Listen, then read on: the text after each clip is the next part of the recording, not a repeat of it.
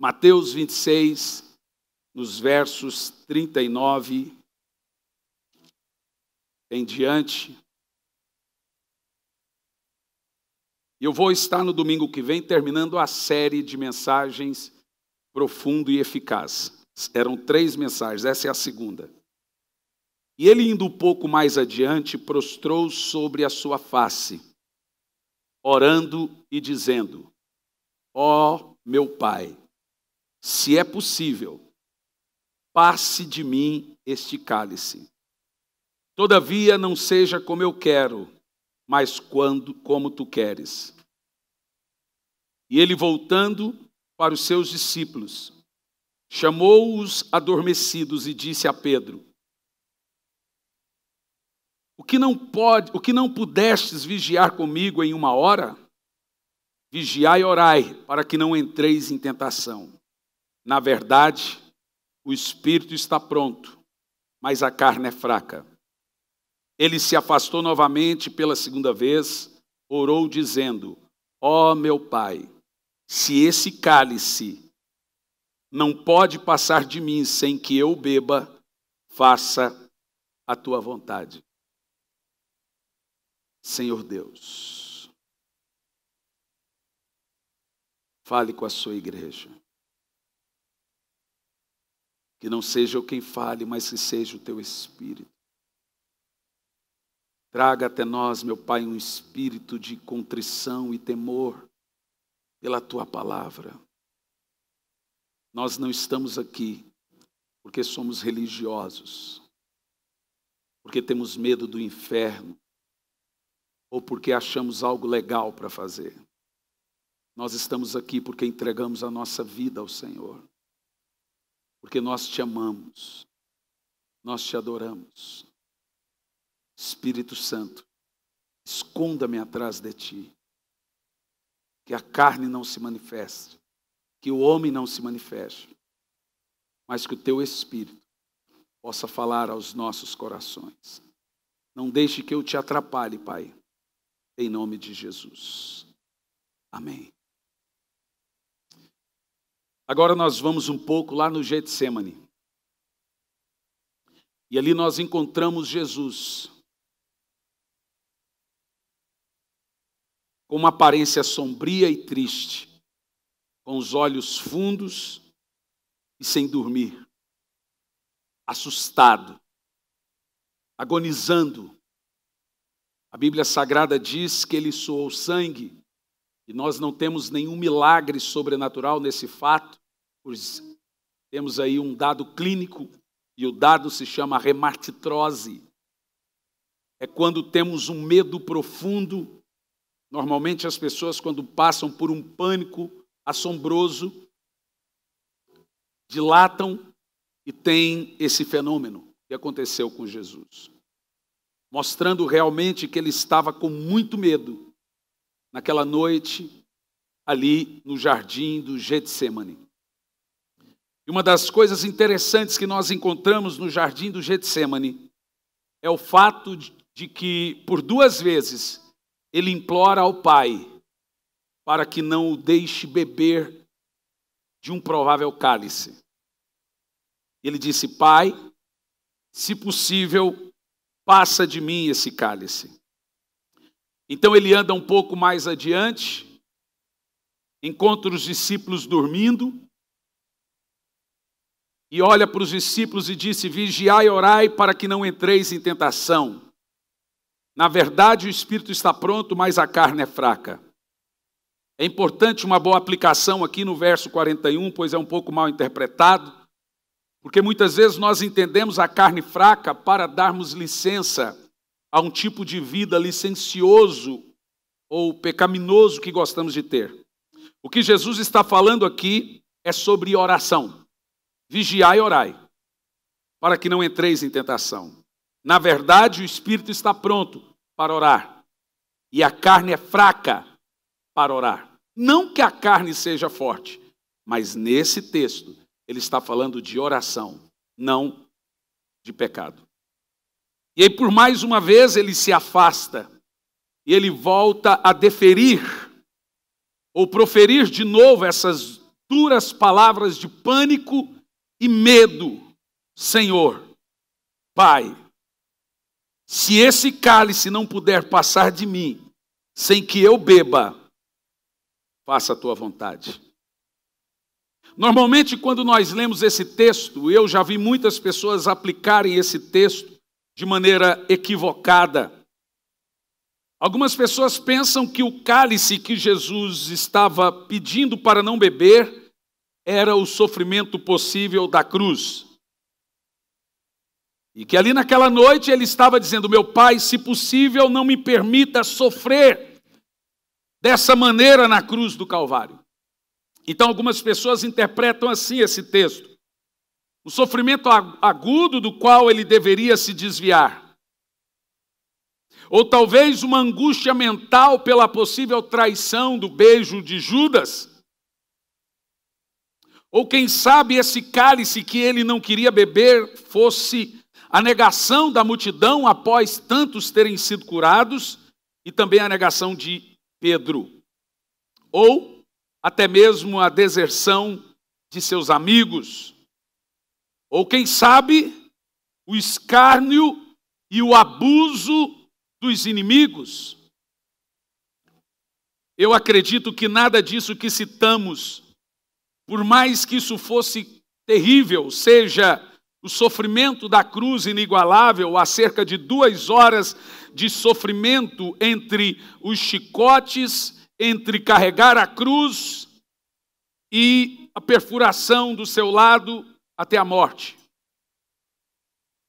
Apesar que isso realmente era doloroso e assombroso, nada disso me faz sentido, nem mesmo a angústia mental, a pressão mental de Jesus na cruz, a negação da multidão gritando crucifique, ou até mesmo a deserção de seus discípulos, escárnio dos inimigos, cuspe, tapa e etc. Mas nada disso me faz sentido entender que Jesus estava pedindo para não passar por tudo isso. E veremos porque creio que esse cálice que Jesus pediu para que não, se possível, ele não bebesse, não está ligado à cruz, no caso o sofrimento, não está ligado a nada disso que mencionei. Um dos motivos por que creio que esse cálice não refere-se ao sofrimento exclusivo da cruz. O primeiro motivo é que era essa a sua missão. Nós temos aí um paralelo entre Judas e Pedro. Você percebe que Pedro também negou Jesus. Na realidade, traiu Jesus. A Bíblia diz que na última vez ele espraguejou, no nosso brasiliês, que nós acostumamos chamar de português, ele soltou, deferiu palavrões, espraguejou. Pedro fez como Judas. Mas a diferença de Pedro e Judas é a índole. Todos pecamos, mas a diferença entre um pecador e outro está no arrependimento. Índole. Não há um aqui hoje que pode dizer que é santo. Mas a índole é o que importa. Assim também temos o paralelo entre Davi e Saul.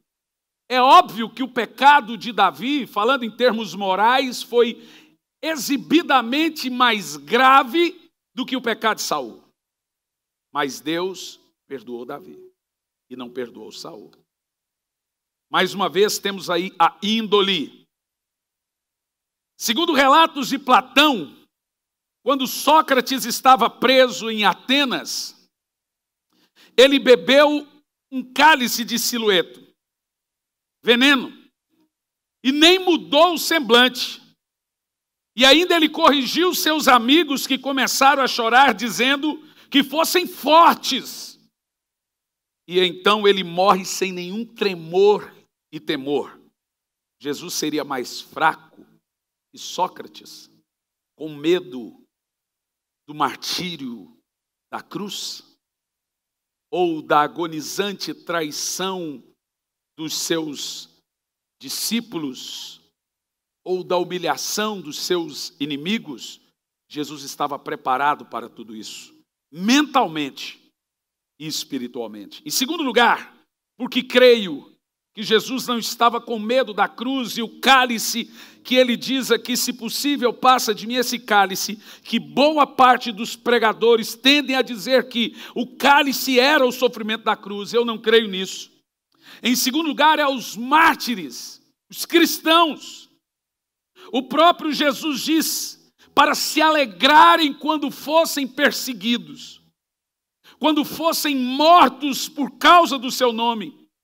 O próprio Jesus disse que nós passaríamos por perseguição e seríamos entregues como ovelhas no meio de lobos. Matariam vocês por minha causa e se alegrem, porque o nome de vocês está escrito no livro da vida. Jesus disse: o mundo vai odiar você. Porque se o mundo não odiar você, você é do mundo. Então o mundo deve odiar você, porque a mim me odiou primeiro. Fica evidente para nós que Jesus não poderia ter um discurso para os seus discípulos: se alegrem. A Bíblia fala em Hebreus que os mártires da Bíblia Sagrada, tanto do Novo quanto do Velho Testamento, recusaram ser livres. Eles eram cerrados pelo meio, como Ezequiel, como Isaías. Paulo foi posto a sua cabeça em cima de um cepo e foi degolado. E pelo menos meia hora antes dele ser degolado, ele escreveu uma das palavras mais poderosas da Bíblia, que está em Filipenses: alegrai-vos sempre no Senhor. Outra vez digo, alegrai-vos no Senhor. Paulo não estava em um hotel, Paulo não estava num lugar lindo, maravilhoso, ele estava quase cego, velho, já há alguns meses abandonado em um cárcere, e todas as vezes que tentaram livrar dessa última vez, ele não quis.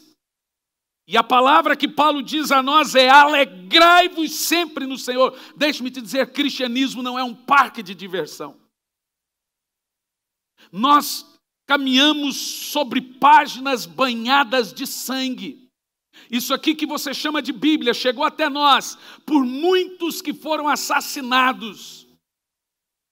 Há países no mundo, por exemplo, se você for na China, em alguns lugares tem uma Bíblia. Na China. E você tem que pôr o seu nome lá para ler um capítulo por ano. E quando você termina de ler, desculpe, eu errei, é um versículo. Quando você termina de ler, o outro irmão que está à sua trás vê que os seus olhos passaram, ele bate nas suas costas e diz: volta o ano que vem, agora é a minha vez. Isso que nós chamamos de Bíblia. Pessoas morreram para que isso chegasse até nós. Se você for na Coreia, o sonho deles é ter uma Bíblia. Mas não vamos longe, na África nós distribuímos Bíblias. Eles pegam isso e choram como criança quando segura uma Bíblia na mão.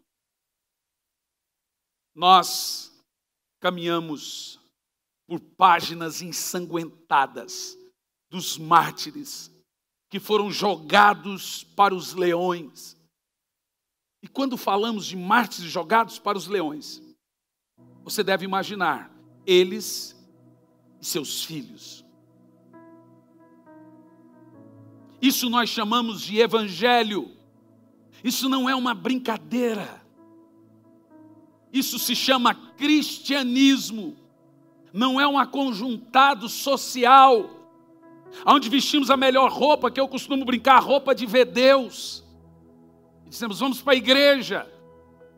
Ser igreja é ser ovelha no meio de lobos. Ser igreja é ser posto à morte todos os dias por amor de Cristo. Se você não quer ser cristão, venda sorvete. Faça qualquer outra coisa. Mas ser cristão é ser posto à morte todos os dias. É se alegrar quando é perseguido. É se alegrar quando você tem uma pressão espiritual na sua cabeça e você acorda num dia cinza e você não sabe por que você está mal, mas é uma pressão terrível que os demônios exercem sobre nós, simplesmente pelo fato de servirmos e seguirmos a Cristo. Então, de fato, não me faz sentido Jesus implorar ao Pai, se possível, passa de mim esta cruz, esse sofrimento, esses chicotes, esse cuspe, essa traição. Esse é o primeiro ponto. No demais, não temos nenhum fundamento bíblico escrito que esse cálice que Jesus temeu era o sofrimento da cruz. Se esse cálice não era o sofrimento da cruz, o que seria então esse cálice que fez Jesus agonizar, que fez Jesus suar sangue? E você precisa entender uma coisa, meu irmão. Quando Jesus foi preso, ele olhou para Pilatos e Pilatos disse: me entregaram você a mim, filho de Deus. Jesus olhou para Pilatos e disse: ninguém me entregou a você, eu me entreguei a você. Porque se eu quisesse, eu daria ordem e viria 10.000 anjos guerrear por mim. Mas eu não quero. Eu me entreguei a você. De fato, Jesus queria. E a coisa é tão impressionante que quando Pedro tentou impedir Jesus de ir para a cruz, cortando a orelha de Malco com a unha, foi isso? Porque tem gente que fala que Jesus jamais iria permitir os crentes andarem armados. Pedro cortou a orelha de Malco com a unha. Quando Jesus disse: peguem as comidas e as armas, ele está falando de garfo, não é?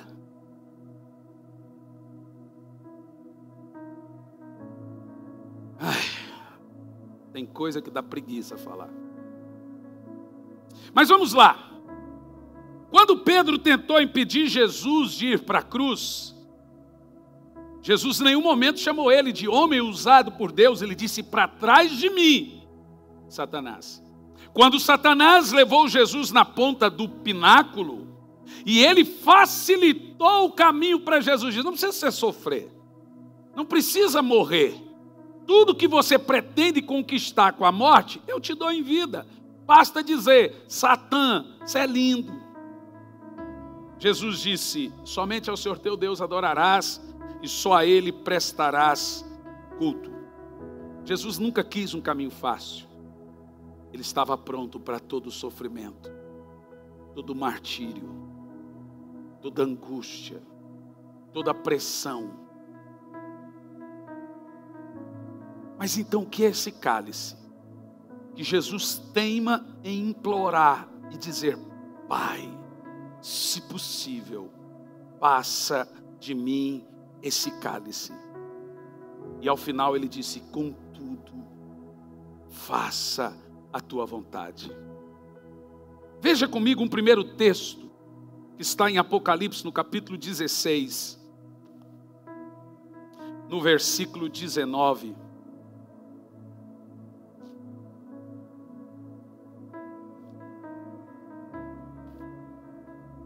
Escute bem. E a grande cidade fendeu-se em 3 partes, e as cidades das nações caíram, e da grande Babilônia se lembrou Deus. Escute, esses textos ainda irão acontecer.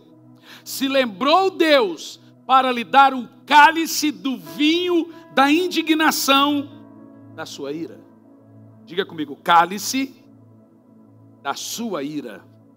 Veja mais um texto comigo em Salmos 75, no versículo 8, por favor. Porque na mão do Senhor há um cálice. Agora escute bem, Jesus está no Getsêmani e ele disse: Pai, esse cálice que está na sua mão,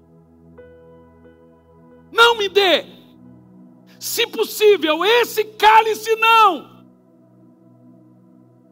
E o texto diz: porque na mão do Senhor há um cálice, cujo vinho é tinto, está cheio de mistura. E quais são as misturas? E ele dá a beber dele. E o que tem nesse cálice? Escória, dos ímpios. A palavra escória ali é esterco, fezes, putrefação, pecados e imundícies. O que tem nesse cálice que tem na mão de Deus? E o que o Senhor faz? Ele dá a beber aos ímpios esse cálice, e todos eles beberão e sorverão até a última gota do cálice que está na mão do Senhor. Em Isaías 51, no versículo 17, temos mais uma aplicação desse cálice, porque o Senhor fez até mesmo Israel beber desse cálice que está na mão de Deus. Desperta, desperta, levanta, ó Jerusalém, que bebestes da mão do Senhor o cálice da sua ira. Bebestes e sorvestes os sedimentos do cálice do atordoamento. Ainda tenho mais um texto para você sobre o cálice que Jesus teve tanto medo de beber. Ezequiel 23, de número 32 a 34. Assim diz o Senhor Deus: beberás o cálice da tua irmã, fundo e largo, servirá de risos e escarnes, pois nesse cálice cabe muito. Continua. De embriaguez e de dor te encherá o cálice da tua irmã Samaria. Está falando para Jerusalém. De espanto e de assolação. Continua. Bebê-lo-ás, pois, esgotá-lo-ás esse cálice, os seus cacos roerás. Está dizendo que além de beber o cálice, o que tem dentro do cálice, vai beber o cálice, comer, roer o cálice, e os teus seios arrancarás, porque eu o falei, diz o Senhor Deus. Aqui nós temos então a aplicação de tudo. Escute bem. No Velho Testamento, todas as nações bebiam da mão do próprio Deus o que nós lemos aqui, cálice da sua ira. Acabamos de conferir que Deus tem um cálice na sua mão, e esse cálice é chamado cálice da ira de Deus. E o que tem dentro desse cálice? O acúmulo de nossas injustiças. Esse cálice é misturado com todos os nossos pecados. Você lembra de Sodoma e Gomorra? O anjo disse a Abraão: eu vim, pois os pecados de Sodoma e Gomorra esgotaram, transbordaram diante de mim.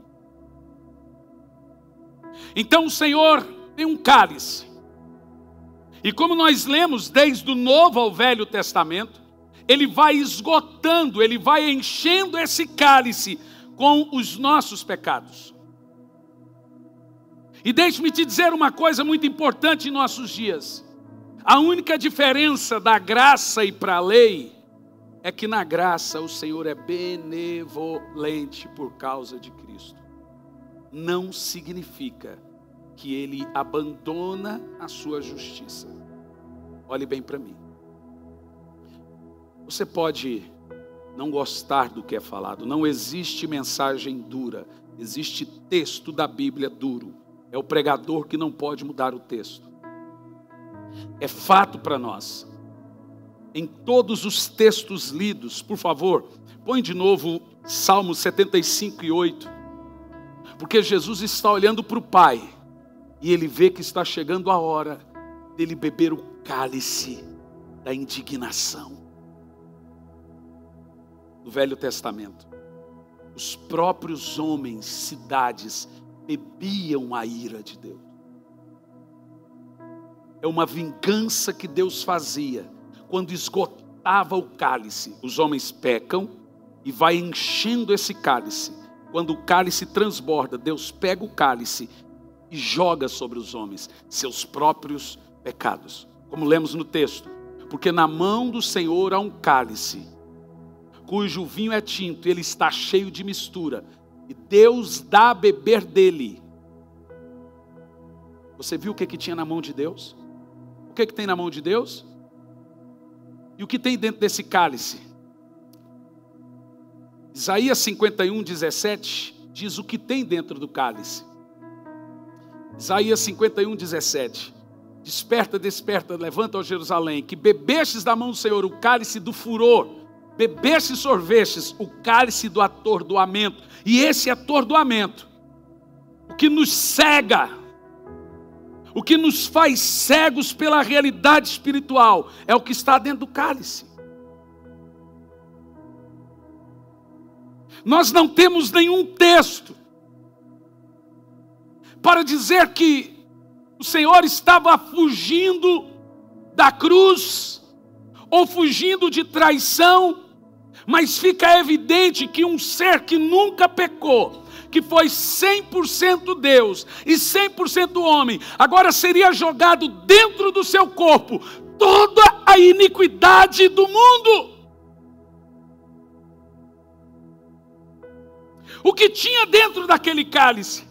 Todos os pecados do mundo. Por isso que esse cálice é cálice da ira de Deus. Sabe o que Deus fazia? As pessoas pecavam e Ele despejava sobre eles as consequências de seus pecados. O próprio cálice. Por isso que o texto diz: Deus dá a beber do cálice da sua ira. E o que tem dentro do cálice? O acúmulo de nossos pecados.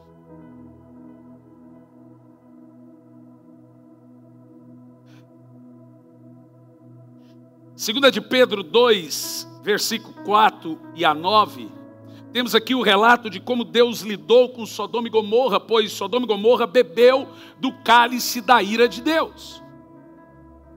Porque se Deus não perdoou os anjos que pecaram, mas havendo-os lançado no inferno, os entregou às cadeias da escuridão, ficando reservados para o juízo. Veja, eu não estou lendo o Velho Testamento. Irmãos, nós não podemos ter um evangelho seletivo. Você não encontra esses textos em caixinha de promessa. Isso está na Bíblia. E o texto diz: e não perdoou o mundo antigo, mas guardou a Noé, pregoeiro da justiça, com mais 7 pessoas, a trazer o dilúvio sobre o mundo dos ímpios. E condenou a destruição às cidades de Sodoma e Gomorra, reduzindo-as a cinzas. Agora escute o resto da frase: colocando-as como exemplo para os que vivem de maneira ímpia.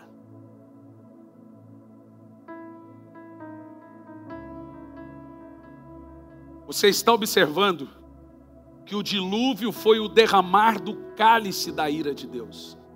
A Bíblia diz que Deus não inocenta o culpado. A alma que pecar, essa morrerá. Agora escute bem, olhe para mim.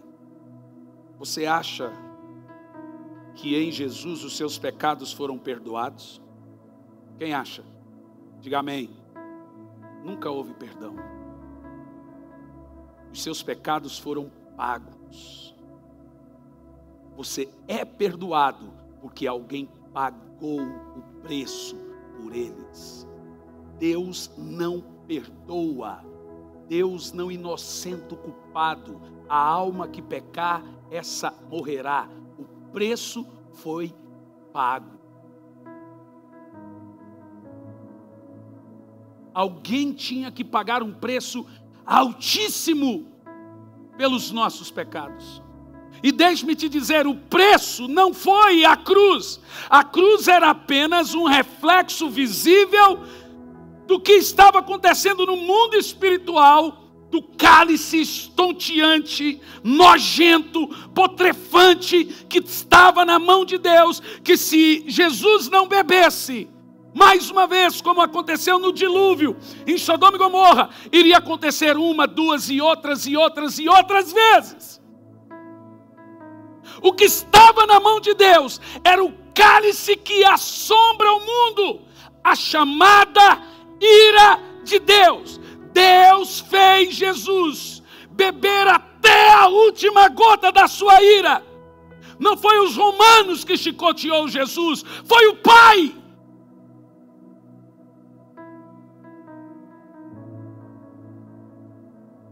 Era o pai que segurava as cordas. E a Bíblia diz em Isaías: agradou o pai surrá-lo. Ele não merecia. Nós merecemos. Ele não. Ele nunca pecou. Ele é o Cordeiro puro, imaculado, santo e justo. Nem ele e nem o pai. Doeu no filho, doeu no pai. Agradou o pai moê-lo. Eu imagino o filho gemendo e o pai gemendo em surrá-lo.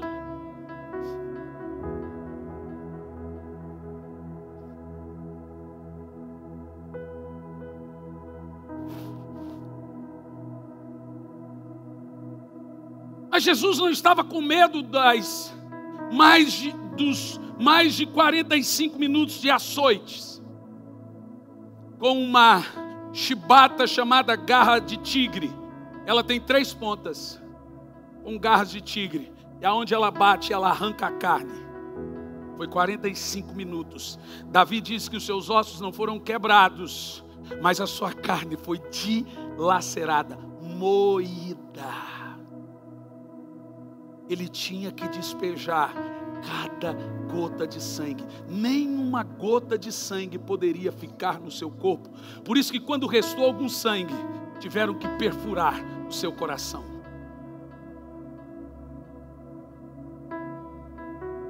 É chocante falar sobre Jesus? Não. É isso que nós chamamos de Evangelho da Cruz. Você realmente imagina que Jesus estava com medo de apanhar? Ele bebeu toda a ira. Ele pegou o cálice. E quando Jesus disse: não me dê esse cálice, não me deixe, não jogue dentro de mim esses pecados. A Bíblia diz que ele não pecou, mas ele se fez pecado.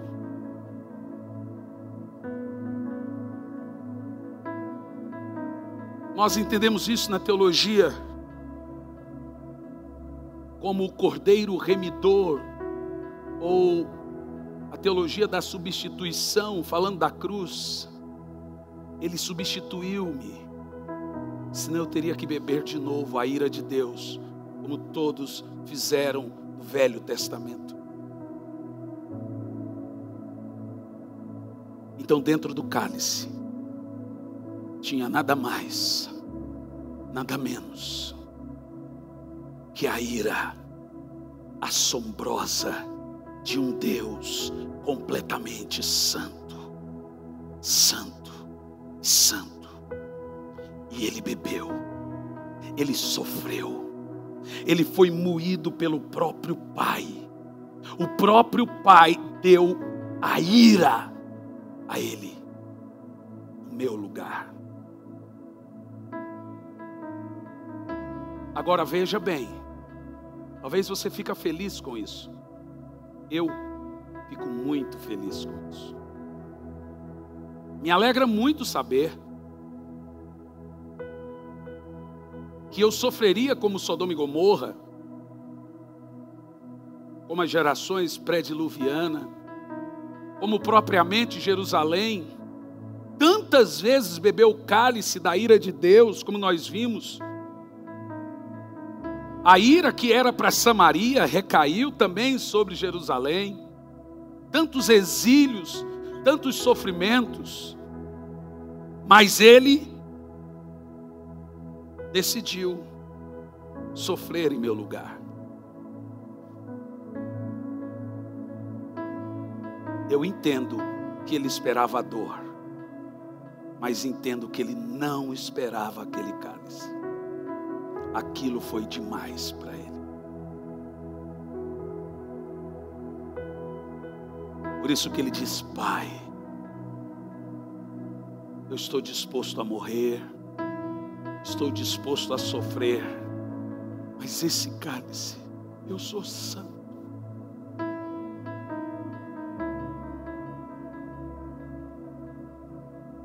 sempre te obedeci.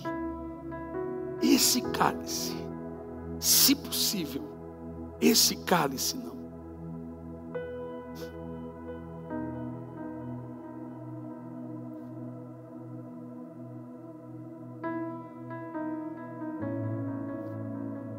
No Novo Testamento nós temos uma outra figura de ira. Em Apocalipse capítulo 6, versículo 15, veja bem, porque talvez você imagina que não haverá um outro cálice. Escute bem e leia comigo a Bíblia. E os reis da terra, os grandes e os ricos, e os tribunos e poderosos, e todo servo, e todo livre, se esconderam nas cavernas, e nas rochas, e nas montanhas. Ainda segura esse texto. Aqui nós temos o relato do final dos dias. Do mundo correndo, assombrado, assustado, se escondendo. Do quê? Continua. E diziam aos montes e aos rochedos: caiam sobre nós, e escondei-nos do rosto daquele que está sentado sobre o trono, e da ira do Cordeiro. Olha, eu conheço um leão irado, um cachorro irado, mas um cordeiro irado. Por que a ira agora não é mais do Pai?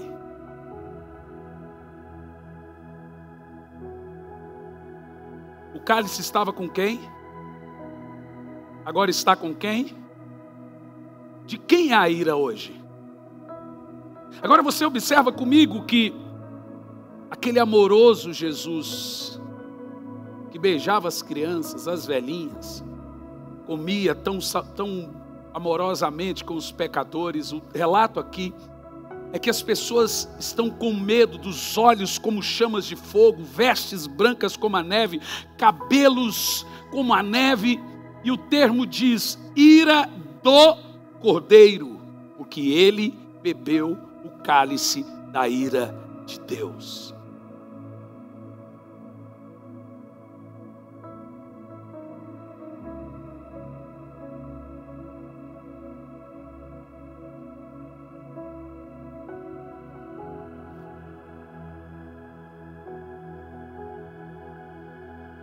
Eu aprendi uma coisa.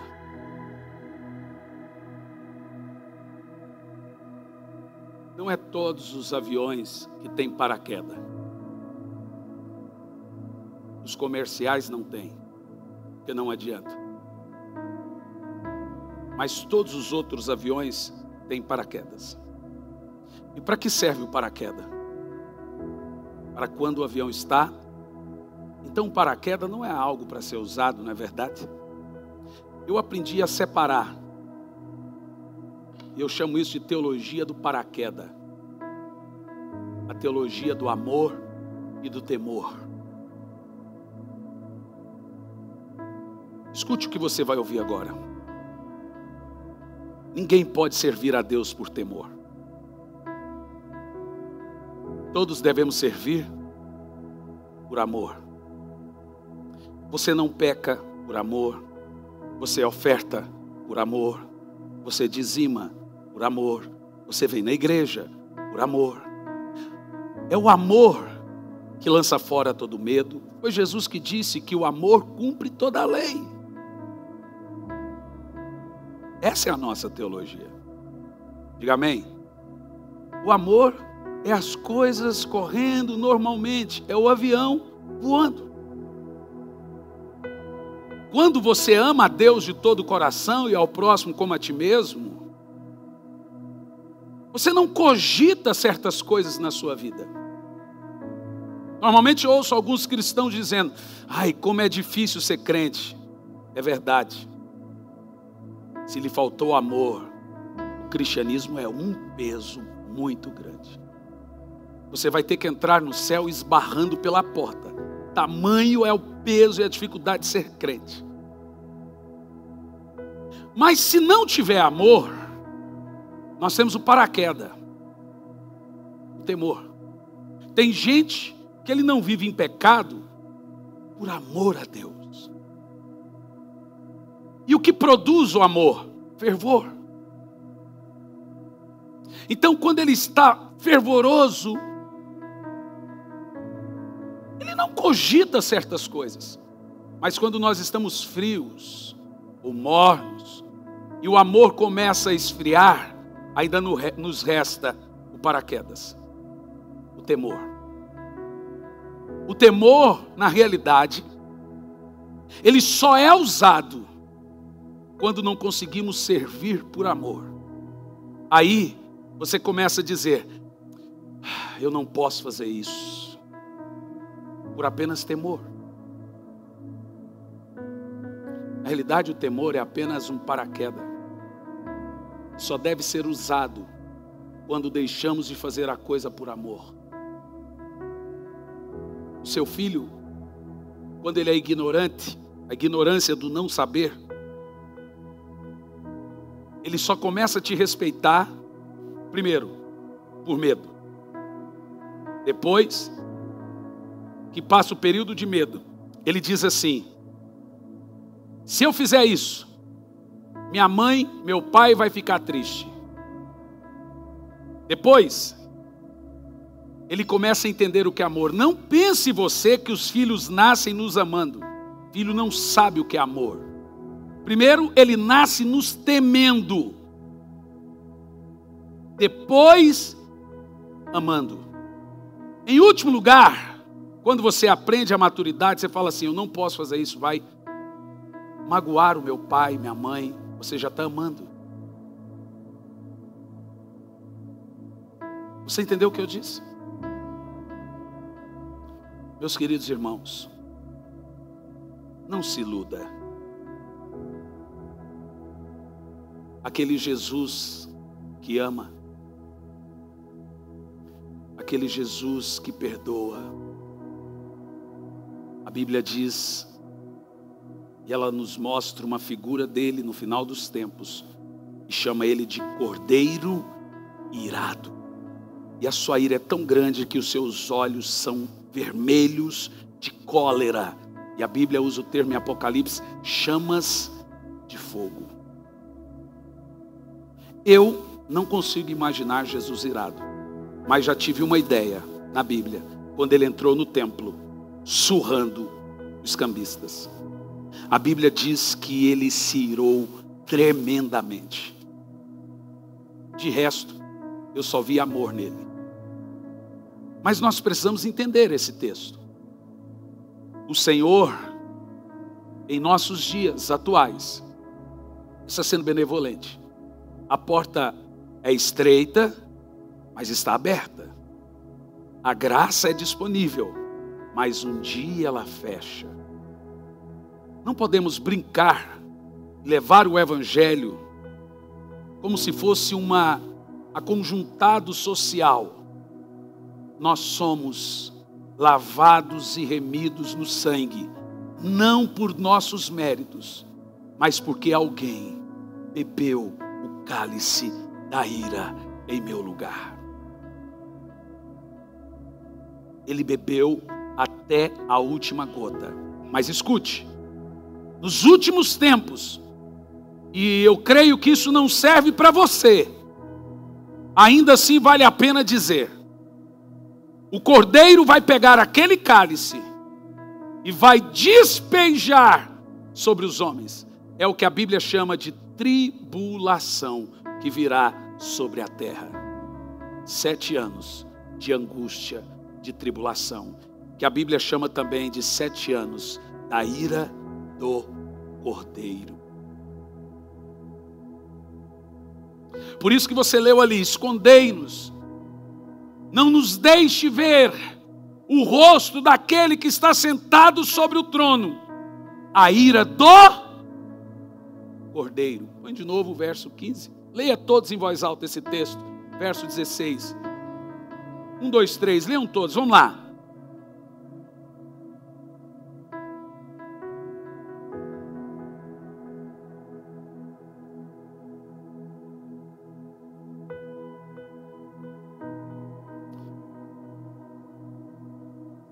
Obrigado, Senhor, pela tua cruz e a nossa.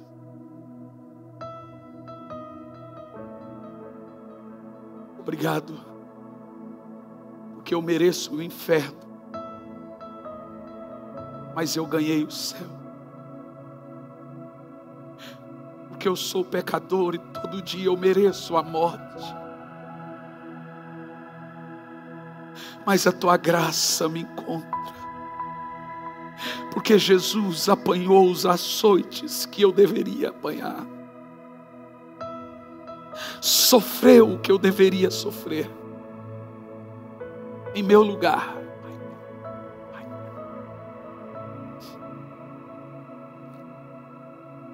Ele foi humilhado até a morte de cruz. Mas Deus lhe deu um nome.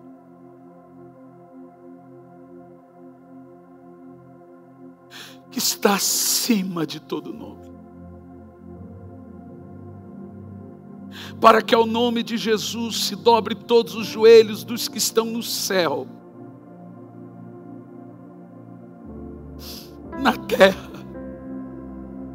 e embaixo da terra, e toda língua confesse que Jesus Cristo é o Senhor, para a glória de Deus Pai. Isaías 53, verso 1.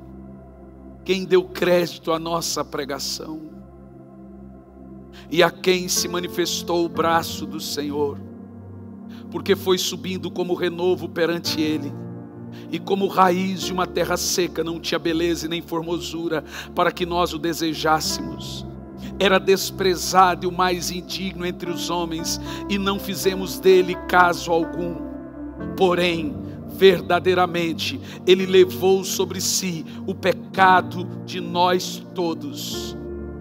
O castigo que nos traz a paz estava sobre ele, e pelas suas pisaduras fomos sarados. E nós o reputamos por aflito, ferido de Deus, e não lhe demos crédito.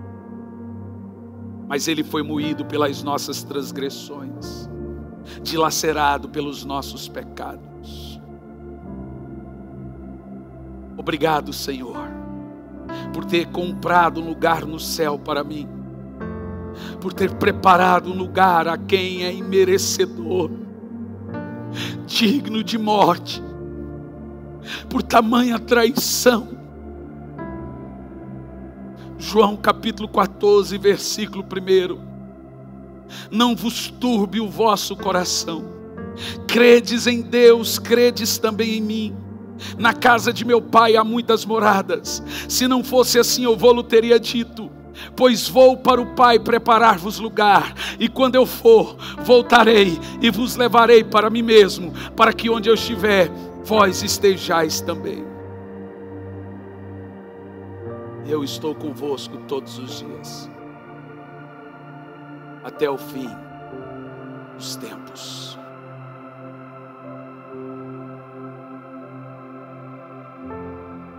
O seu nome será chamado Maravilhoso, Conselheiro, Deus forte, Pai da eternidade e Príncipe da paz. Você pode por alguns minutos adorar Ele.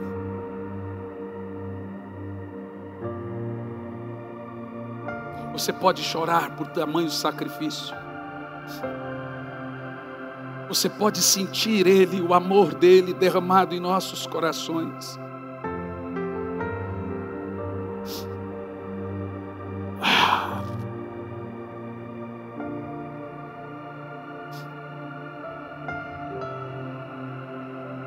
Ele é lindo.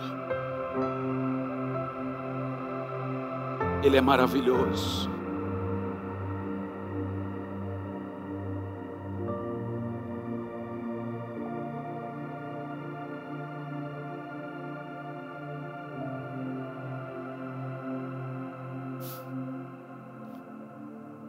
Ele é maravilhoso. Ele é lindo.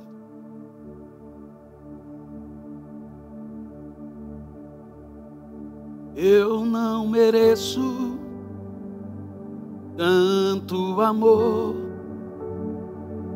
Eu não sou digno do seu perdão. A dor que passou meu Rei e meu Senhor, sempre adorarei com amor. Eu não mereço tanto amor, eu não sou digno do seu perdão. A dor que passou meu Rei e meu Senhor, sempre adorarei com amor.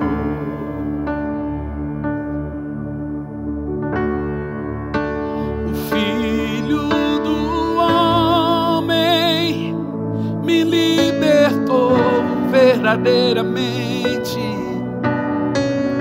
verdadeiramente. Posso erguer minhas mãos aos céus, levantar a minha voz e adorar, levantar a minha voz e exaltar, levantar a minha voz só pra dizer: livre eu sou.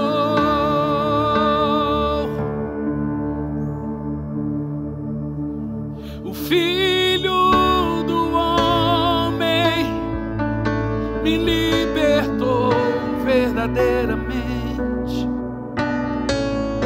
verdadeiramente.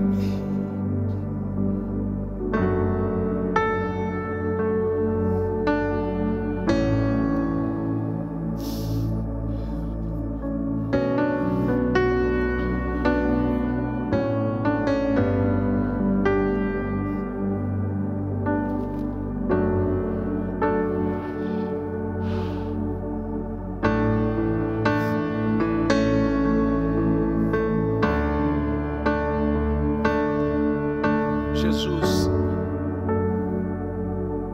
se Ele não for tudo para você, Ele não é nada para você. Ou Ele é tudo, ou Ele não é nada. Jesus não quer uma parte da sua vida. Ser cristão não custa caro. Ser cristão custa a vida, custa tudo, custa a sua vida. Uma das coisas que você faz no seu batismo é se comprometer, se possível for, dar a vida por Ele. Isso é ser cristão.